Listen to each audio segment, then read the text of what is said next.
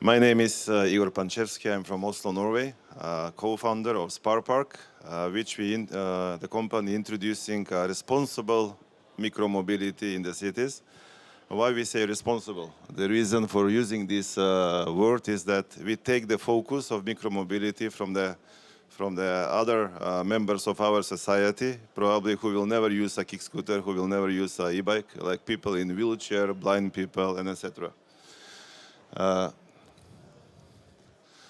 Our technology is patented, and actually today it's we received a patent certificate from United States, and I have this T-shirt, New York. It wasn't planned, but it was meant to be.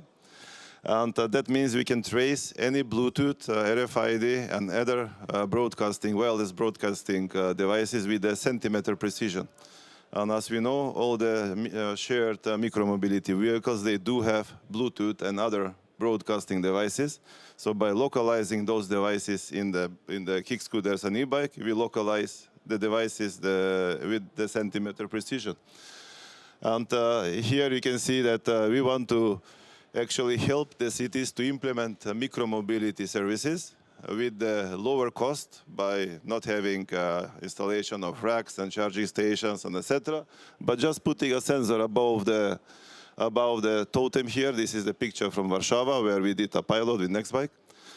This sensor ensures that all Bluetooths in the bikes are actually correctly positioned before the user can end the trip. And with positioning the Bluetooth, we position the bikes, and that means we create order without any heavy infrastructures. This is today's usually station-based solutions. I don't want to focus too much on our competitors, and I don't want to focus too much on the challenges which we can find based on GPS solutions. It's not my goal. I would more focus on solution. This is a picture also from our pilot which we did in Madrid before they banned the kick scooters. As you can see, a sensor above the sign, all you need to have an orderly park shared micromobility vehicles. What is the key points? That is totally wireless. It's battery charged with the solar panels on the top. You don't need to have electricity on the streets to install it. You just need a pole or wall or whatever to hang it about 4 meters above the ground. And it's very easy to install it. It takes 15 minutes to take it up and 5 minutes to take it down. So if from some reason the cities or the operators dedicate, let's say, wrongly places which are not popular to be in use, it's take 30 minutes to replace it and put it on some other positions, other addresses. It could be used not just a alone solution, but also can be as a supplemental solution. For example, with the city bikes, we do have rack solutions and charging solutions. But today the overflow is so that if there are more bikes than available places, then the bikes can be parked around and create probably the challenges as they do. With our system, let's say our antenna can take over after the rack is completely full. For example, first you force the users to park correctly in the docking stations, and then you can line it up with a centimeter precision. How our system is so easy to scale up with. So it can be implemented very quick in the huge scale-up scenarios. This will give the micromobility power to grow up much more quicker than today's solutions, because we know that it takes a long time to install infrastructure of today's infrastructure. And very flexible. You can use it as a pre-testing to see which places in the cities are popular and which not before you make the decision for any permanent installation and etc. It's easy to integrate with any kind of web-based systems, because our system is also in Amazon Web Services with any kind of API integrations. And this is a picture of our backend system where we can give not just inside status of all vehicles, but we can also say when they're close but not inside, and also when they're leaving the place. All this is real-time information given to the cities or to the operators or to any who is interested in this one. It's very easy with Park and Go when our system detects the kick scooter under the sensor, then the user doesn't need to take any picture, any stop button, anything. Just automatically the rental period can be ended based on that the kick scooter is correctly parked with the centimeter. And this is how you can place it on the long side, on the short side. It can be digital. It's very easy to adjust it. And then I just want to thank you for this short time. I'm happy to be here, and I hope that we will make micromobility to grow with the more rapid speed than which we are doing today, to replace every car trip with the bike trip or kick scooter trip. Thank you very much. Oh, well, you're not going to stay for questions? Questions. Yes. Self-explanatory. I thank you. I think it's really interesting to see someone doing light infrastructure, because over the 5 years we've seen a lot of the docks and kind of stations and charging racks, and you're positioning yourself with a light piece of infrastructure, which I think is really unique. What I would love to hear a little bit more on is, tell me about kind of your market and customer, and particularly how you actually make the sale to your customer. Because I mean, I read this now as it's the APIs making someone else better at what they are kind of offering, right? But how do you make that sell? Our business model, primary business model, is to sell our parking as a service infrastructure to the cities. Why to the cities and not to the operators? Because we want to help people in wheelchairs, people in blind people, to freely move in the public areas. By making contract with one operator, will not help the city of Stockholm with 8 operators or the city of Helsinki with 5 operators. Then we'll have only one operator, 20% of the...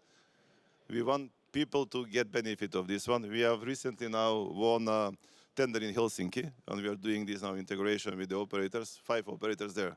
But this is through the city, so we hope that all 5 operators will integrate, so we will help everybody in the city. So this is our primary market.